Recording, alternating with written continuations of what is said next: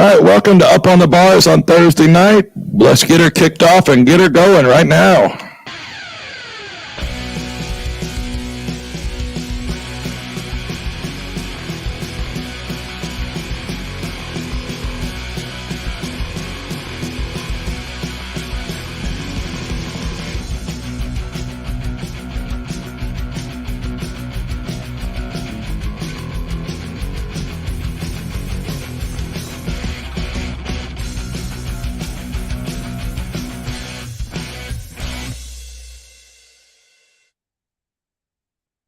Bragg, how are you doing tonight?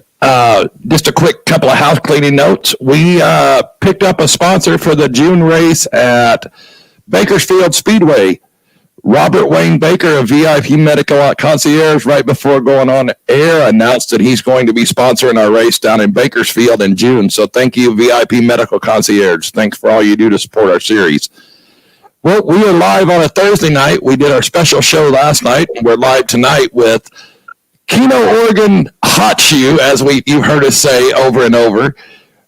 And I know he's a hot shoe because when he raced against us, he whooped all of our asses in a pro stock, the first of all, and then moved on from there. Welcome, Jeffery, Leroy, Hudson. How are you doing tonight, Jeffery?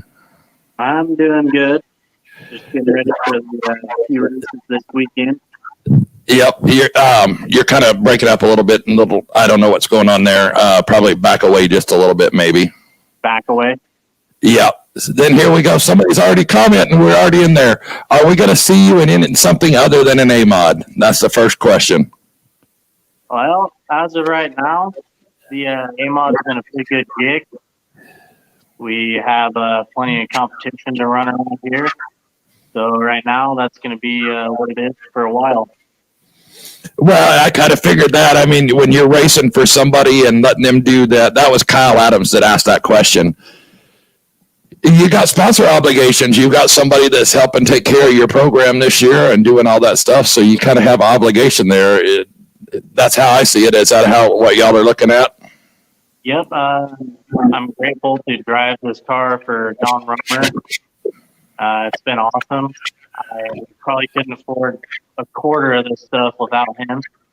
So it's a great help, and it lets me do way more than I'd ever be able to do without him. Yep. So let's go back all the way to the beginning. Where did you get your start racing, and when did the racing bug hit you? Well, my dad raced A-Mods, pro stocks forever before me. And when I was about 4 years old, I got an outlaw car, raced those all summer and winter until I was 13. And I won a handful of championships and a bunch of races here and there. And then I hopped in a pro stock when I was 13 years old and been in a big car ever since. Well, yeah, and guys, I got to tell you, and I'm hoping Jerry Bartlett hops on here. I told him you were going to be on here tonight because he talked a lot of smack to you when we finally went down to Marysville. And I have to talk about that night because it was very cool because, number one, you were way behind horsepower-wise, technology-wise, setup-wise from what those guys were running. Oh, and yeah. They had those wings on top. Yep. And they told us we couldn't run the wings with our big slicks, so we put sideboards on the car because they didn't say anything about those. Yep. Now, if I'm not mistaken, I think you finished second, and you gave Jerry Bartlett a run for his money there that night, if I remember correctly. Yep, if I remember right, we were in about second, and 3 laps to go. The right front ball joint broke on the upper. Yep. And it was a wild 3 laps staying in third place. So, and that's what I was saying. Guys, I can't tell you, and I'm bragging on you that night because I don't want to say anything out of line, but I think you were, 14 years old at the time? Yep, 14. You made Jerry Bartlett work for it, and I guarantee you that was a stacked field of cars down there that night, and that right front was just completely collapsed, and you never got out of it. Nowhere on that track. You were hammered down. I don't think there was anything left in the car when you drove off the track that night. Yeah, it was a pretty fun night. It actually probably would have been faster without the sideboards. It was a little tight. Mm-hmm. So you got a little more traction than you expected out of it, is what you're saying with sideboards. Especially because we had to put a 2-barrel on, so we got much horsepower and a bunch more traction, so it didn't really play to as much advantage as we were hoping. Yep. So, and now I have to talk about that. That car that you were driving at the time has won the Pro Stock Championship the last 2 years because Scott Flowers bought that car from you. And I believe that your dad built that chassis. I think that was a Hudson built chassis, correct? Yep, that was an Inferno chassis, which is our chassis. It was built in our shop in 2005. We sold it, and I bought it back when I was 13 and painted it red instead of yellow, and that's the same chassis ever since. Yep.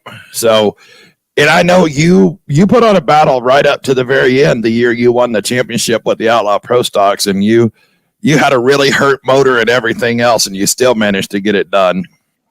Yeah, we actually had one blow up. Speaking of, I ran into the back of one of my good friends that we all miss, Rocky Nash. He won the race because he won damn near every race he started. But ran into the back of him like lap 2. The water didn't tell me that it was as hot as it was and melted that one. Mm. So we had to scramble to get another motor to finish off the year. Yeah. Well, you got that done. And you're talking about Rocky Nash. That there's another. There's a lot of people that may recall this. One night after the main event in the Pro Stocks, you decided you wanted to run with the late model field there. They wouldn't let you run the same car, so you went over and got in Rocky's car and ran Rocky's car as a late model because it was a different driver, different class, different car. I think you had to tag the back of the field. I would say there's 12 or 14 cars in that field, and you finished second against late models in a Pro Stock. Yep. I think I just went to, because we did Rocky's setup for him a lot. We were over there in his shop setting up his car most nights. So that was a night I think I just went and watched him and I brought my suit just in case.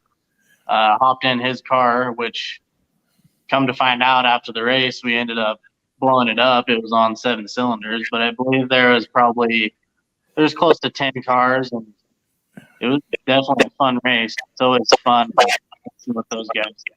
Yeah. Troy and Kim Bernhardt, hello from Bandon. Kyle Adams said he's out of here. He'll see us at Medford. Come see him and his dad. Yeah, you've had a very, very successful career up to this point. You left the Pro Stocks, and then where did you move there from the Pro Stocks? Well, I raced right after the Pro Stocks. I used the money from the Pro Stock. Me and my dad went in halves on a sprint car, complete setup, no engine. We got a ton of parts and anything we could use.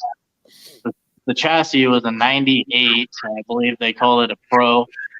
And we had a lot of fun in that. I ended up getting the Rookie of the Year and I believe second in points to one of the Wheelers, and those guys are always fast. And it was actually an open motor class that year, and we had a limited motor. So yeah. And the next year, we ended up building a Pro Stock. Well, not building. We ended up making Scott Bennett's black 15 car a lot better than it was in the shop over the winter. First race out in the sprint car, engine blows up. So we couldn't afford to put another one in. So that went in the corner. And I ended up I was going to drive Bennett's car for a few races, and I ended up driving it for most of the year. Yep. And that's the same car we ended up winning the Billy Geyer in. The third race, and it was a fast car for being as old as it was, 2002, I believe. Yeah, a little background on the car that he's talking about. That was Dan Thomas's Pro Stock, way back. It's had a lot of laps put on it. Yeah, that car was top notch stuff back in the day when Dan Thomas bought it. Back then it was definitely some bad stuff. Yep. So, well, we got a couple of people. Tiffany Haley says, "Hey guys, they're out of Australia," and then Travis Perry says, "Lots of talent right there." I would agree with that statement, Travis, 110%. I want to see Leroy get into a PCD chassis same and race with Ryan. I think that would be a great race right there. That's just my 2 cents worth. But what do I know, right? So, have you ran any sport mod stuff, or is it just A mod stuff?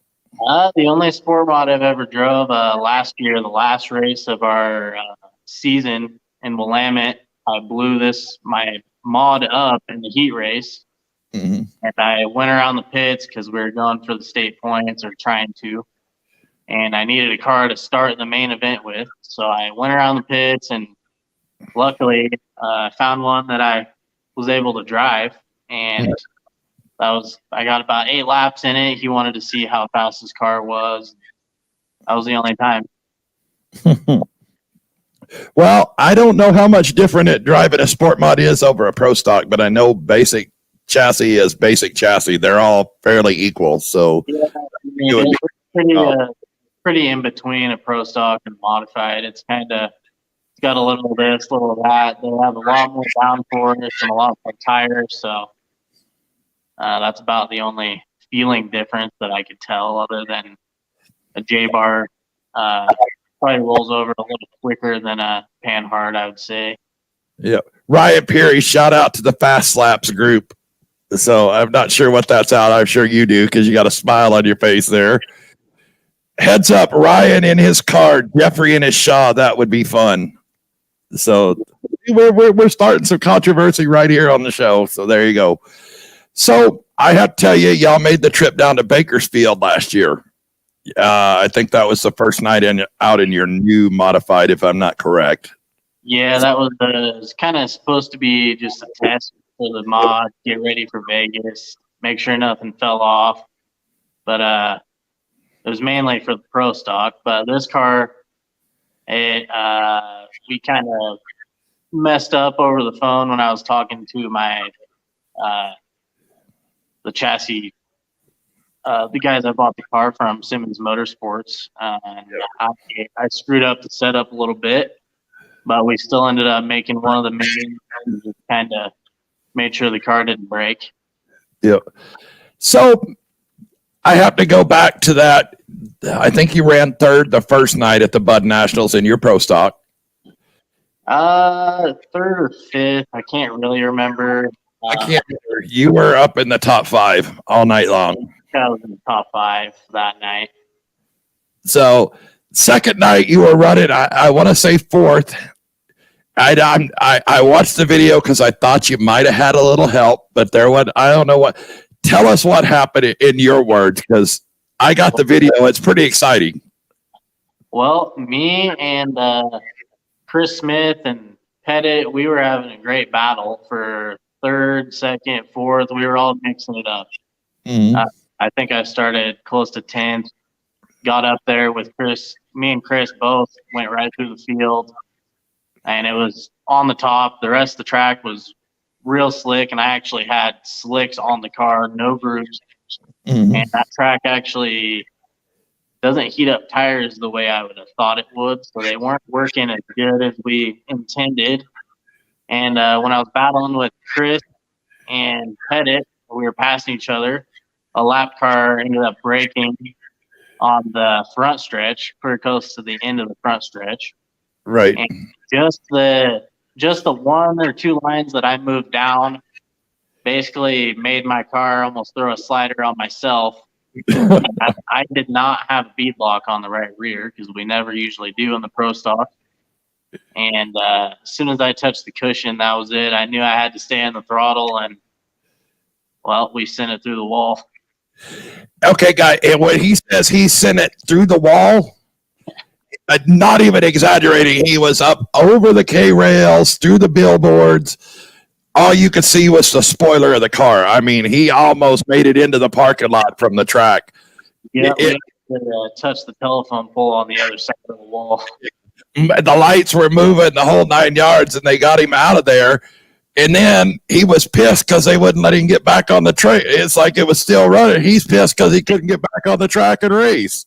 Yeah, So if it would have started, I think we would went back out there. But it had some flat tires, some tie rods. The yeah, whole body was pretty much knocked off the car. yeah. You took the decking, and the decking was up in a V right there. I mean, it was like it was Yeah, a hard pick, but then you went out as soon as you got out of that, got down there, you got in your A mod and ran the main event. I mean, literally, I think you walked down the hill and got in there. yeah, So, and I put that comment up there. I got to see who put it up there. Kevin Michael Hilgendorf. At least you kept the mod out of the fence, unlike the pro stock. LOL. Tyler Lane's asking, "Are you racing at Siskiyou tomorrow night?" yes, we are headed to Siskiyou tomorrow. We got the car all ready early so it could sit behind us and look pretty for this interview, and we'll have it in the pits pretty early tomorrow, hopefully. Yep. And then there's Robert Wayne Baker, the gentleman that's sponsoring the Tri-State Pro Stocks at Bakersfield in June, VIP Medical Concierge. Hey, Mr. Baker. Yeah, you raced against his driver down at Bakersfield, Jerry Flippo. That's the driver he sponsors down at Bakersfield. Yeah. But what are your plans this year? I know you've kind of traveled around a lot the last 2 years. Y'all made the Modified Speed Week, and I think you tried to kill Bennett.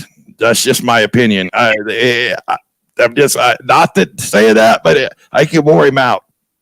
Yeah, Speed Week wears all of us out, but I'm not sure if we're going to run Speed Week this year or not. We might take it off so that we can run like a cool race like Boone or something. We're still discussing it. This year is kind of just running for wins, running for fun where we want to, when we want. Last year was pretty hard work running every single race we could hit in Oregon, plus some.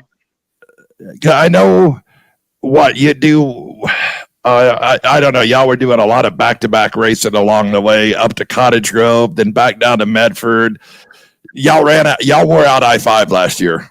Yeah. I do that. We ran Willamette, Banks, Cottage Grove, Medford, and everywhere in Oregon that had a race, we were at the race.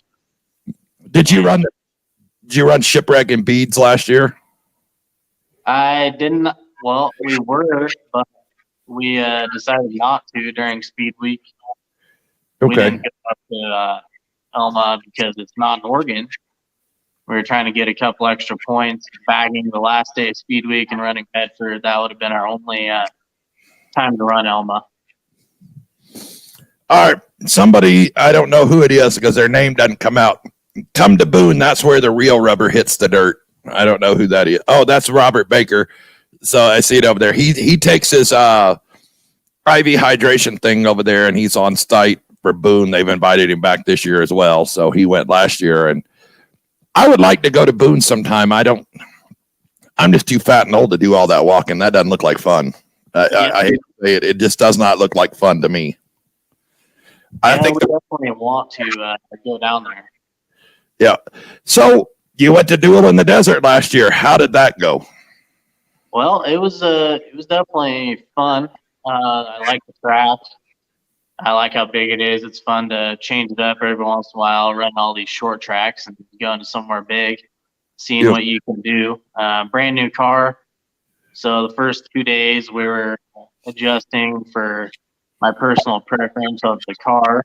And after the second day, the car was getting some pretty good speed. Just if you miss a few heat races here and there the first couple days, you kind of get too far down in the points to come back from it unless you win one of the mains. Right. Well, and that's kind of a weird deal. And I don't know what did they have, 700 cars down there last year or some ridiculous number like that? They had I think close to 100 mods and about the same for sport mods. I would say I'm not exactly sure on how many total with being the stock cars, the mods, and the mods, late mods.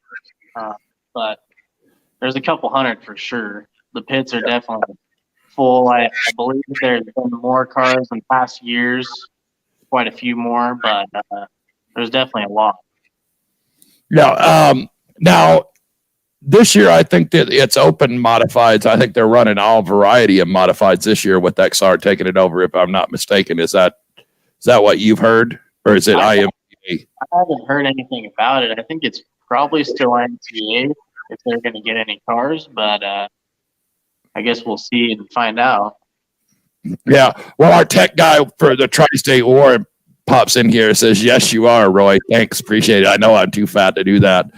So how did you I saw you run at Stockton. I think when you first started driving for Romer, you had a couple of really good races early in the season there at Stockton. I know the one you had a J-bar issue, and I think you still finished second, even though every time you let out of the gas, your right rear go out a foot. Yeah. I think we ended up pulling off. We ran down there a couple nights. One of the nights I was up in the front and pretty close to the lead. I ended up spinning myself out.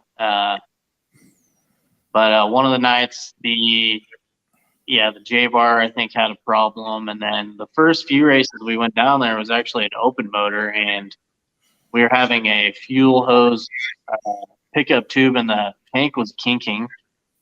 Right. And it took us a little while to find, but you'd come out of the corner, and the car would pretty much die every time. And we were chasing around fuel pump, fuel filter, lines, and finally we ended up taking that apart and seeing that it was kinking over and over. Yeah. I was there the night y'all were doing that because I remember watching you work on that. That was one of the first times I seen you down there at Stockton. And you've already got a win for this year at Susanville, correct? Yep, we won down there not this last weekend, but the weekend before. And it was pretty good to get a win on the car. We've had some bad luck this year already. The first race ended up losing. The spindle bolts broke off the left front spindle. Got caught up with a lap car spun in front of the leaders, and they got a little tight down there for me. And then the next race, we went 8th to 2nd, and a fuel line got loose enough that it started sucking air, so it would only idle. And then the third race, we ended up winning. I think we started 5th, and it was cut pretty short because they didn't have lights down there because the weather. Where was that? At Susanville. All three of those. I didn't know you'd been down to Susanville that many times already this year. So, yep. So, Troy and Kim Bernhardt asked about Coos Bay. I don't know that you may see him in a pro stock at Coos Bay at some point. I'm not going to say you wouldn't because I know we'll be there this year. Yeah, but that same car that we put through the wall of Bakersfield is making a debut back out, and some of the distant plans are to make a few races at Susanville, Peterbilt, some of the fun races that they got going on in the Tri-State and Pro Stops. Yep. So I had to make another big announcement too on here. I guess I can because you shared something with me. There's another Hudson hitting the track this year. Can you tell us a little bit about that? Yep, we ended up buying actually Billy Geyer's car. We'll run the Billy Geyer Memorial in it, hopefully. But we did a bunch of work on that over the winter, and it's looking pretty good. And my little sister, who's been in outlaw karts following my footsteps, she's hopefully going to make her debut in that car this weekend for some hot laps between the races. And then hopefully get her out to an actual race as soon as she's done with softball. So I have to ask it because I know you've raced in karts with your sister. I know there's another brother and sister team out here, and I said all along his sister's going to start whooping his ass before long, and I'm going to say it again. Last time I said it, my internet cut out, so well, hopefully it'll stay on here. What do you think your sister's going to do when y'all hit the track together? Are we going to see some sibling rivalry? She is not afraid to put the bumper to me. She's done it a few times before. I think she definitely races harder when I'm on the track. But she's fast. She starts anywhere up front and gets a line out front. She might just run away with a few of them. Yep. So Passing car is the only thing she's probably going to have to work on, being in a bigger car. She's never even drove. Well, she just started driving on the road. So being in a car that size, it's tough to know where the nose is and the tail. But as soon as she figures it out, I think she'll be good. well, I've said this all along, and I'm a huge proponent of this. We need more women in racing, period. So it's awesome to see her coming up here, and I'm wishing her extremely good luck this year. So, Troy and Kim Bernhardt, who was your favorite driver growing up? That somebody's asking. My favorite driver growing up, of course, had to be my dad, watching him every weekend. Mm-hmm. And other than that, I know that when I was in like 2008, when Dale Earnhardt went to the 88 scheme, which is my number, I pretty much copied the green car, the AMP car. So I'd say probably one of my favorites growing up when I was younger. But we pretty much had matching cars in 2008. Yep. Your sprint car was modeled after that. You could see that right away. Same. Very cool. The sprint car was I wanted to do a throwback, and that was one of the prettiest cars we had. And come to find out, I think green is bad luck for me anymore. So that won't be on the car anymore. You ask most racers, they'll say green's not, but I have a green helmet, green shoes, green fire suit, green gloves. So we're going to find out. No green on my car. I already had bad luck in a blue car, so what's the worst that could happen, right? Yeah. Robert Baker says, wow, Courtney is making her way up. Yeah, his daughter just picked up a nice little cart, and Jerry Flippo's helping train her how to drive that. She got a really nice looking. It's pink and black. You can't go wrong with pink and black. I don't care what anybody says. I like having the pink car and all that stuff, but we're going to do a little bit different this year, so. Yep, Natalie's car, you probably liked it. It looks pretty good. Pink and black. You sent me the picture. I absolutely love it. I already told somebody. There you go. That's how it should look right there with the green underneath it. Yep, so, mint green chassis, mint green outline, and pink all over. All right. Well, we're going to do a quick commercial break here real quick. We got to give sponsors a shout out, so hang tight. Tired of calling multiple companies to complete your low voltage projects? Minimize the hassle by calling Workman Communications, your locally owned one-stop shop for all low-voltage needs. We tackle everything from commercial and residential data, telephone cabling to access control installation, CCTV, alarms, and audio-video solutions. With no job too big or too small, we'll ensure your project will be completed to your standards with precision quality results. Let's start a new project together.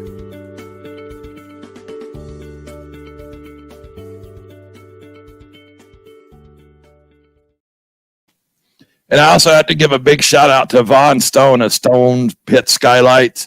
If you're looking for pit lights for your trailer and all that stuff, you cannot go wrong with Vaughn Stone's pit lights. They light up everything.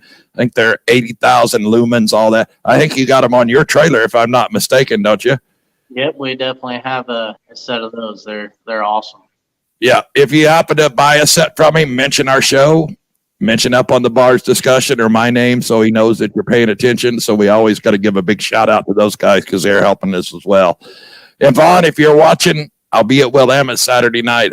Just saying, as long as they don't get rained out, we're checking the weather. So, and I'm going to mention if you want to watch Jeffery race this weekend, we're going to be live at speeduniontv.com. You can pick up the race at Siskiyou Golden Speedway Friday night. We'll be live from there Friday night. So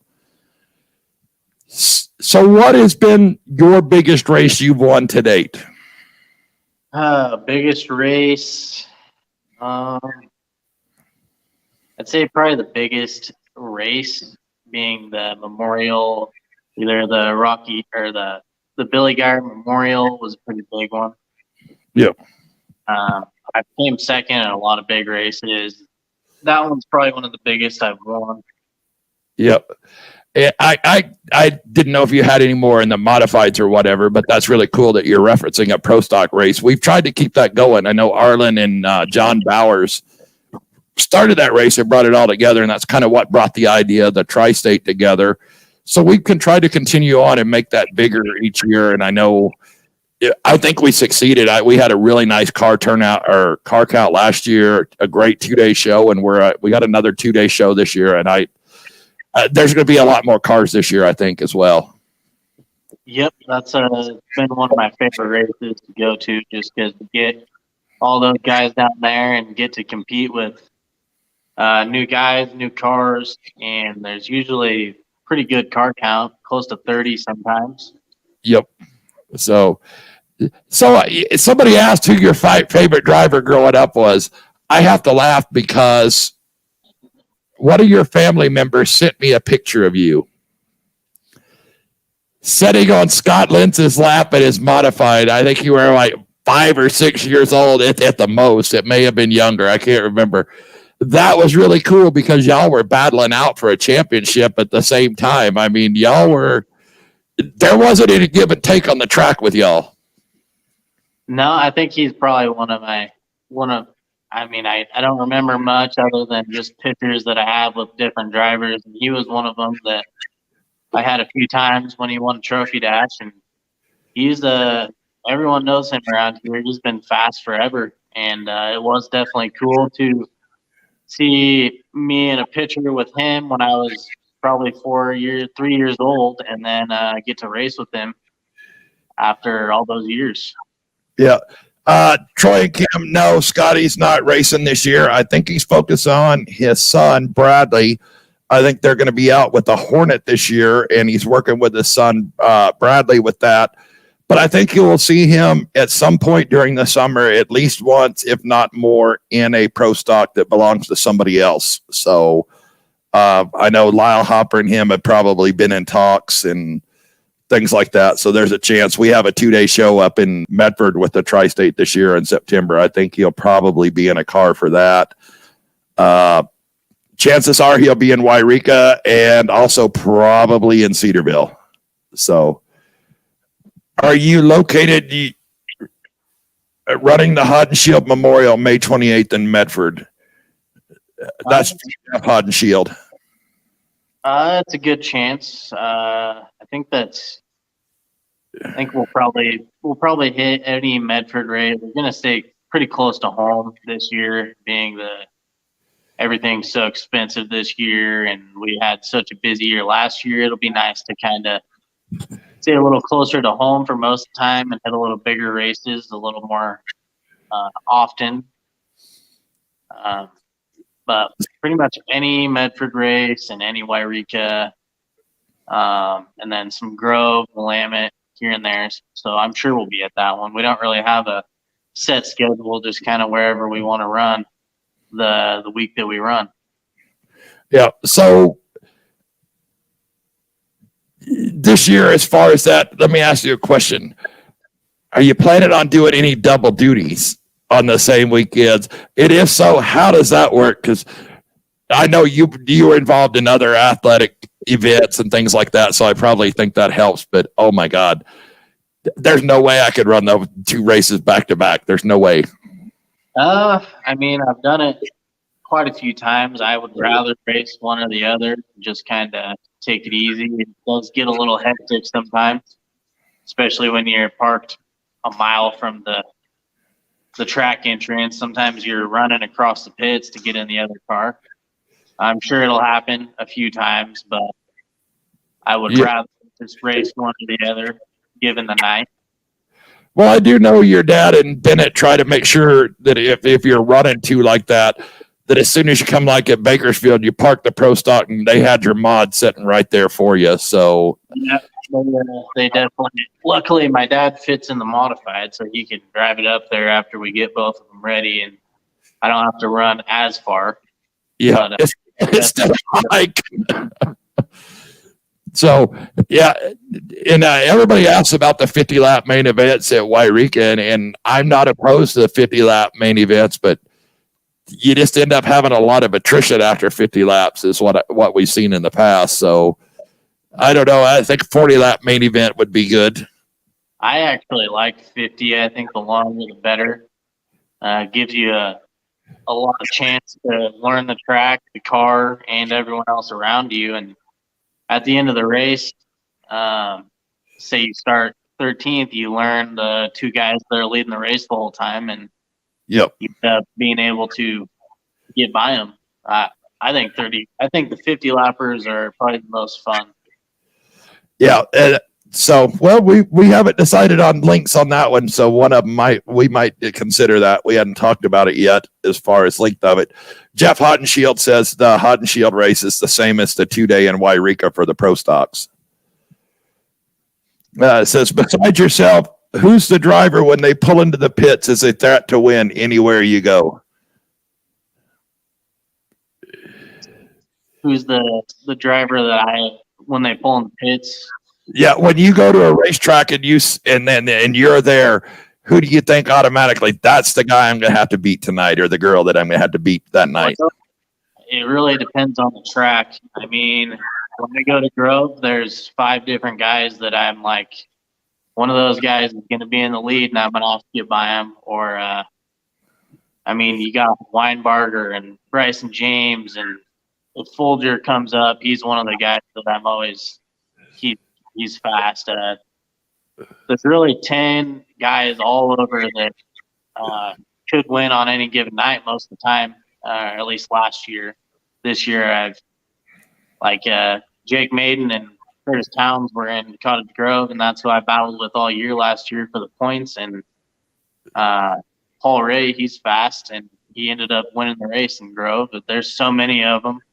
I think that's why I like the modified so much. What do you like racing with Ryan McDaniels and all those guys too when you go down south?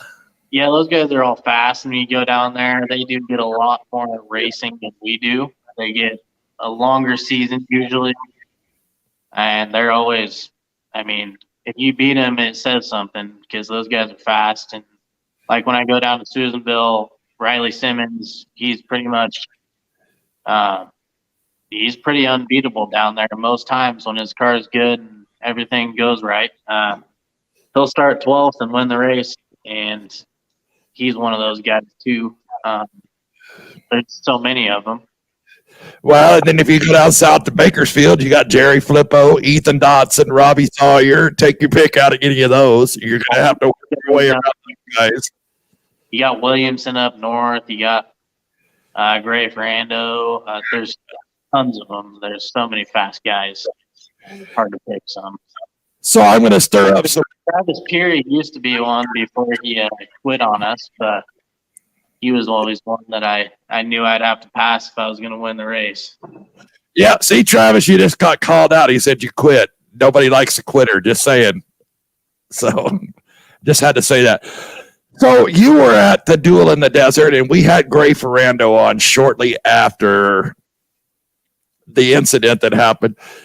What did you see from your vantage point? So I just have to ask. You were there. Well, I mean, I didn't really get to see much except for the replay.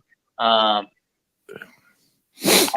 didn't see much of it. I just know that both those guys race hard all over the place. And I mean, I'm not going to say it was one person's fault or the other. I've ran into cars before, and I didn't mean to.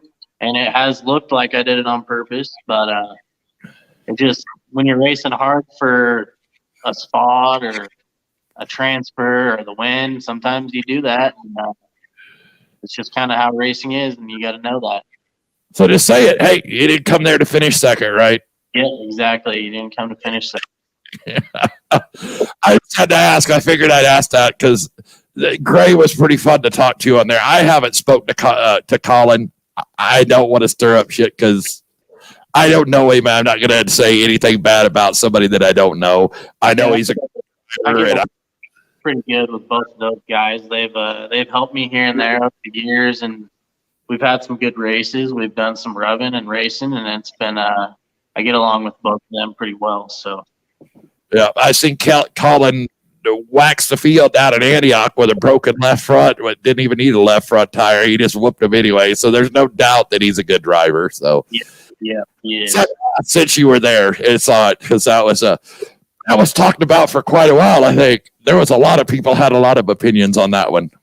Yeah. So, but so what are your plans long term, I know you talked about maybe going back east and going to a trade school or something like that and maybe racing back east. Have you given that any more thought? Pretty much at this point, I'm just working for my dad's business, and we're both making it as big as we can and run smoothly. I know we're building a new shop here in the next year or two, and making that run as smooth as we can. And one day I'll probably run it mostly, but I don't see my dad retiring anytime soon. But I'll do that and then race for Don as long as he lets me. That's a pretty good gig. He gets me anything I need. We got the toter home, the stack, the new car. I mean, he loves racing and he works hard, and that's what he likes to spend his money on. His hobby is race cars. And Yeah, what little bit of time I spent around him, like I said, I took him over to an ATM down in Bakersfield and bought him a soda and all that. Really nice guy. That's my only experience around him. Super nice to me that day. So, let's talk a little bit about your sponsors on there. I'm going to mention one of them right off. He talks about his dad and his dad's business. His dad's business, First Class Auto Glass. Longtime supporter of the Pro Stocks, always does a little sponsorship for the Outlaw Pro Stocks up here. Huge supporter of racing. I met him way back when Warden was open in 2001. So it's been a day since I first met your dad out at Warden. So it's kind of been in racing for a very, very long time. Yep, for a very long time. Before I was born, I believe. Ever since, I think he gave up Modified in 2011 to focus on me. And he's been a pro stock a few times after that. But he's helped countless drivers and pro stocks around here set up their cars, build bodies. For just to be a good friend, I'm sure we've helped you out on your car a handful of times. He gave me some basic shock information, and it gave me some really sound advice that I stuck to about, don't get 27 people trying to help you. Pick one person you trust and let that person help you. Yeah, that's definitely a good piece of advice that a lot of people forget. Mm-hmm. So, but I have to ask, and we'll get to your sponsors in a minute. I have to ask you a question because you were there that night. And if Bennett sees this, he's going to talk a lot of trash. How much time and effort did y'all get into painting his black car green with a grease pencil? That's all I wanted. How long did that take?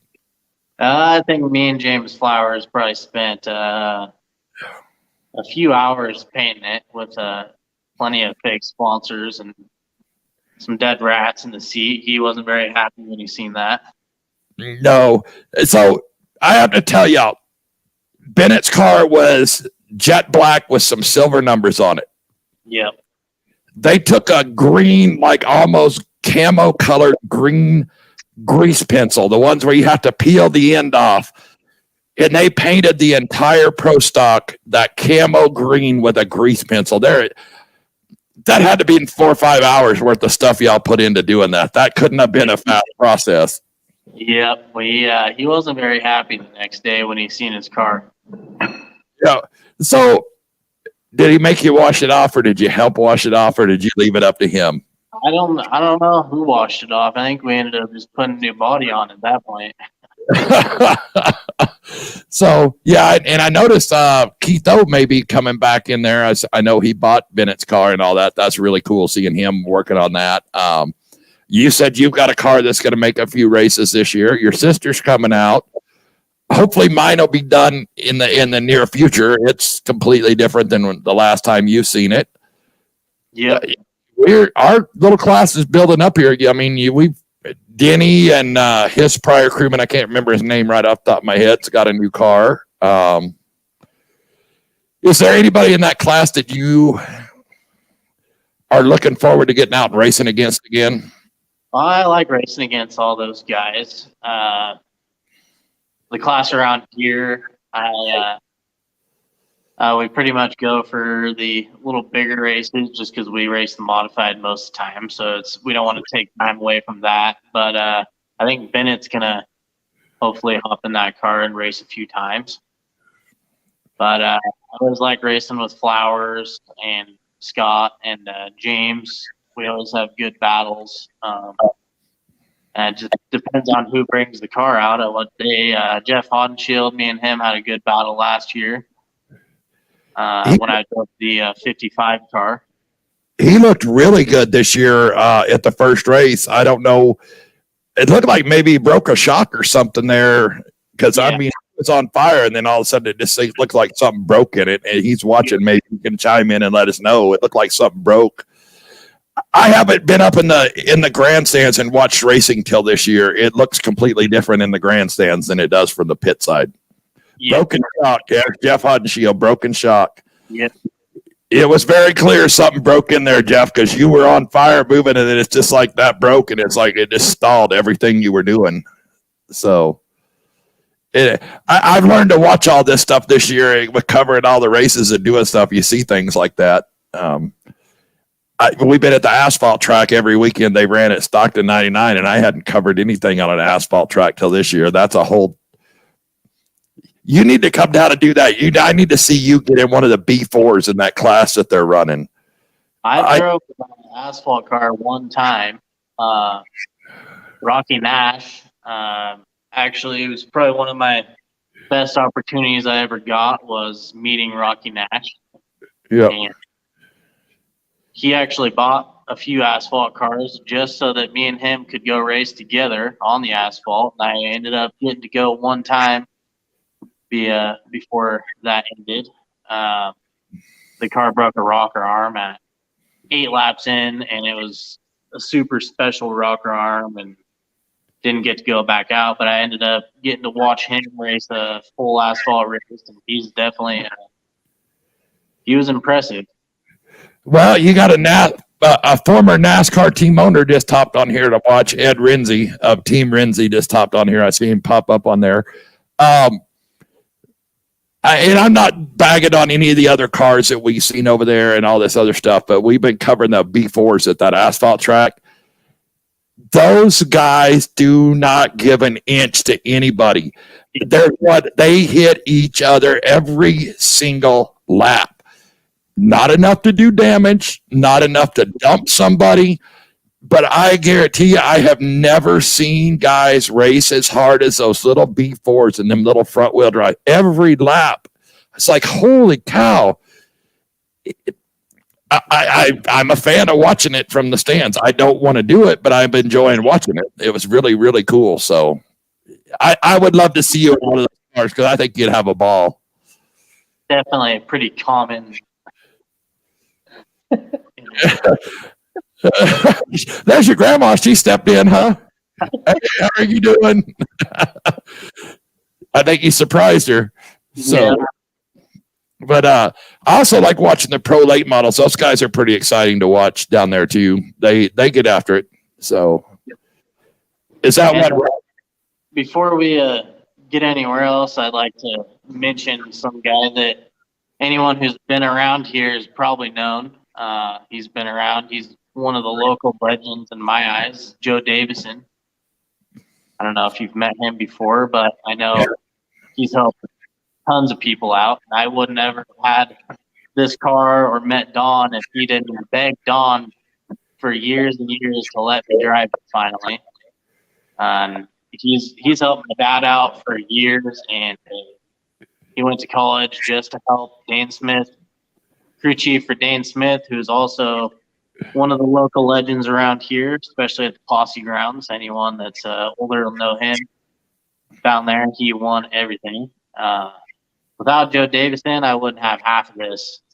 Yeah. And that guy was awesome. I ended up talking to him today, and he's one of the smartest guys I've ever met in racing. And I just like to give a shout out for the amount of stuff that he's done for me and my dad over the past years. Yeah. Well, your dad is probably one of the smarter chassis people around this area too. People don't know that because he doesn't share that doesn't talk about it much. But he gets in there and does a lot of stuff and has a lot of knowledge. Cohen's out of Roseburg is a good young asphalt driver. I appreciate that, Troy. I'm going to tell you what, I've been to Roseburg and ran on that track in a dirt car in the Crash Classic. That's the only time I've seen that track up close and personal. I don't know nothing about asphalt racing until this year. And I just been watching it as a fan upstairs as we're recording it. So it's been a lot of fun. What I like is I wore a white shirt the other night. We left the track at the end of the night and there wasn't any dirt on it. We weren't covered in dirt from head to toe. So it's kind of like, we're nice and clean. What the heck happened here? So that's different. I'm not going to be wearing a white shirt at a dirt track. I promise you. So, but, I just thought it would be fun to see you guys get in one of those little B4s and tear it up. Cause them guys had a ball and hard racing. All you guys that are watching that are going to be down there Friday night, I'm going to try to be down there early. I want to get into the pits and get some quick driver interviews, like with you. And I don't know who else is going to be racing there. I think Zach's going to be racing. I've got some nice wireless equipment to get some. That way, as we do intermissions, do breaks, we have driver interviews to play in the broadcast. Just trying to let everybody know about the drivers and talk about your sponsors and all that stuff. We're huge on sponsors, which I have to run a quick commercial for one of our sponsors right here before we get ready to call it night. So hang tight, guys. We'll be right back. Thank you, Robert Wayne Baker of VIP Medical Concierge, for all that you do to support the Tri-State Pro Stock Series.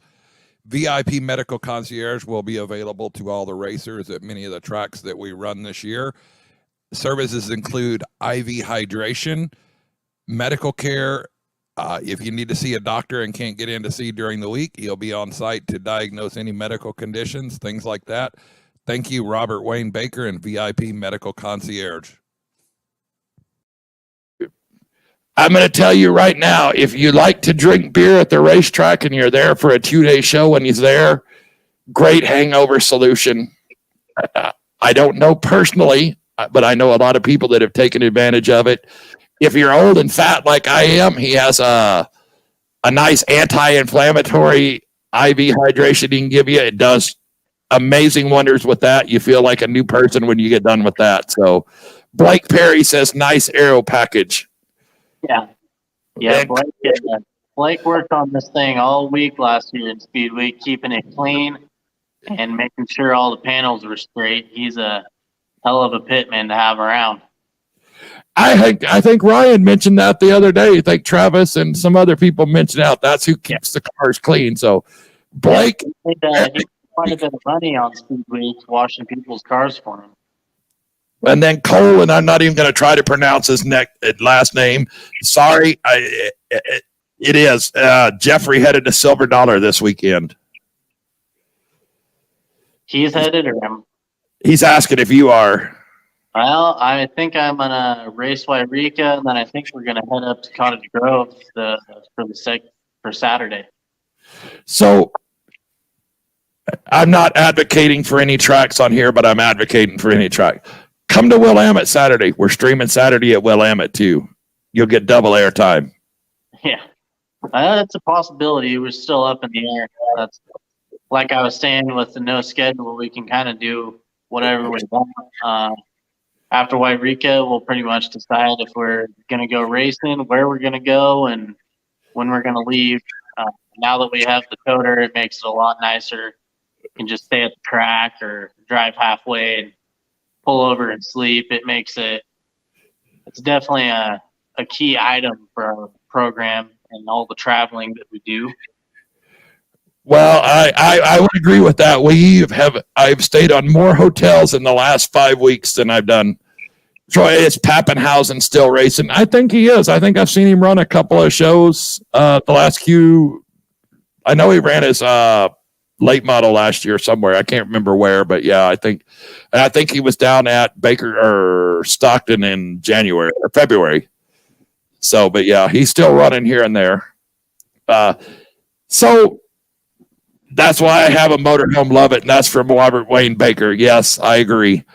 I need one, but anyway, we'll leave it alone. But so how is it getting out there to get race against big names like Mark Waggy and people like that? That's cool. Yeah, it is really cool. I mean, I grew up watching all those guys. You got Steve Benedetti, Mark Woggy, all the big names that you seen when you're up in the stands as a kid. It's definitely fun to go race against them. Um, like racing against my dad was one of the coolest things. Racing against Mark Woggy, Jesse Williamson, Yep. all those guys that I seen back in the day. Like even this car, CJ Putnam drove this car before me. I watched him when I was younger. Scott Lenz actually drove this car before him. Yep. But just all those guys that I get to go out and run against, it definitely is fun, and I get along with most all of them. So, All right, so your friends are throwing you under the bus about some stuff, so I have to keep Abe Hartley, tell us about the long trip home with the toter home from Florida. yeah, Abe ended up picking the toter home up for us in Florida just in time for Speed Week last year. Ended up blowing a tire and taking the front fender off, and it was definitely a long trip for them. And luckily, we had him to go get that for us, or else we would have definitely been staying in hotels and sleeping in the trailer on Speed Week all year last year. Yeah, Corey Biggs, bad boy Leroy. So, yeah, Corey, he come down to Bakersfield last year too, I believe so, didn't he? Yeah, he did. I wanted him to drive the 55 car just because, of course, I think that's a very special car. Brian Hammond, one of our close friends, drove it, and I think that's a special car to drive. I ended up driving it once, and Corey's a great dude and one of the best guys you'll ever meet, and I think he was the right fit for it last year. Get him some laps so that he can be ready for his car that he just brought out this year. Yeah, but I'm not mistaken. You won at least one main event in that 55 car too when you took it out. Yep. I drove it once. Cottage Grove rained out last year, and I think it was the Pro Stock opener. I went and got that car. It was sitting in the field at Scott's. Did a little maintenance on it, changed some stuff here and there, and we ended up winning everything that day. And it was definitely special to me being that car and how close we were with Brian. So, and I had to brag on you a little bit last year. Y'all made the Billy Geyer, and I think it was Speed Week. She had already ran 5 or 6 nights. You come home, worked on the car till about 5 o'clock in the morning, got it done. I think you slept, 2 hours while they were finishing up on it. Then y'all drove down to Wairika, basically started in the back of the field, and I want to say you finished second or third. Yeah, I don't remember which race exactly we ran before that. I know I believe we were in Cottage Grove the Saturday, so we missed the first day. Pretty much built half the car in the morning. We were behind. Put the seat in the rest of the way after hot laps. It was barely in. We were adjusting seat belts all day. We were behind and ended up making it. I think we won the trophy dash. I don't remember the heat race. And then for the main event, I don't remember exactly where we started, but we were running in second, and the left rear spring fell out. Yep. So we ran the rest of the race with no left rear spring, which didn't help the drive. And those two guys, Jeff and Justin Crockett, they put on a good race, and I was happy to be right there with them. Yep. That was a good race that night all the way around, and it was cool to see you come down there and do that because none of us knew you were coming down there, so that was kind of cool. And if you end up seeing Don this weekend, definitely talk to him some more and get to meet him a little more. He's definitely one of the best guys I've ever met. He does more than I could ever ask for me. Yep. He overworks himself. He's working every day, Sunday. I mean, he's working every day. He loves work. He's out there working Saturday. So if he's not at the races, he's at work, and he does everything for us. Yeah, and he's definitely a good dude. Does a lot for a lot of people. So you'll have to go down there and give him a talk to again. Absolutely. Another shout out for how much he does for this race team. All of it's his. We work on it and race it, and it's just it's a blessing, to say the least. Taylor Buckley says, good luck this weekend, Leroy. And then, hey, Justin Zwicker, how you doing, buddy? So let's go through your sponsors real quick, and we'll leave it on a high note right there with. Yep. We'll take a look. We got Car Transport, which Don owns. Industrial Generator is one of his buddies that fixed all the generators for him. T. Shaw Race Cars by Simmons Motorsports. That's Simmons Motorsports down in Susanville. Riley and his dad that are awesome people, and they know a lot. Then we got Cascade Auto Recycling, which is Don's business that he is now moving half of it to Klamath Falls, also building a new shop and this and that. So we're going to have some of that here. Affordable Equipment Sales. 1-2 Graphics did this wrap. That's Josh Combs. He's down in California, and he does awesome work. We've had Jack on the show. Made this car look just eye-catching. And we got the first class auto glass, of course. And Don owns this whole thing. We got Inskeep Racing Engines. And it's definitely a super nice car, and we're blessed to be driving it. So are you running the crate motor, or are y'all with an open motor this year? Yep, this is a crate. Okay, awesome. I didn't know. Some people don't want everybody to know, but I figured it was a crate. Seems to be kind of the way everybody's going around here.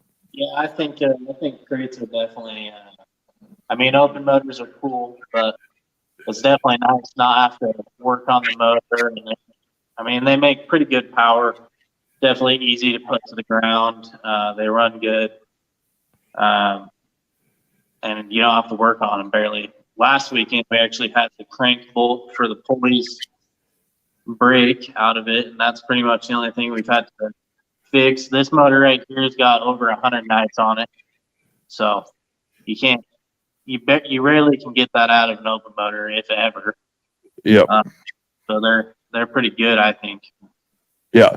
I think the concept of them and what they're trying to do with them is a great thing, but that's a discussion for another time. Yep. If y'all hang tight afterwards, well, guys, we're going to hang it up right here for the night. This is a good spot. We're right at an hour. So thank you, everybody, for tuning in, and we'll see everybody at the racetrack. If you can't make the racetrack, speeduniontv.com. Thank you, guys.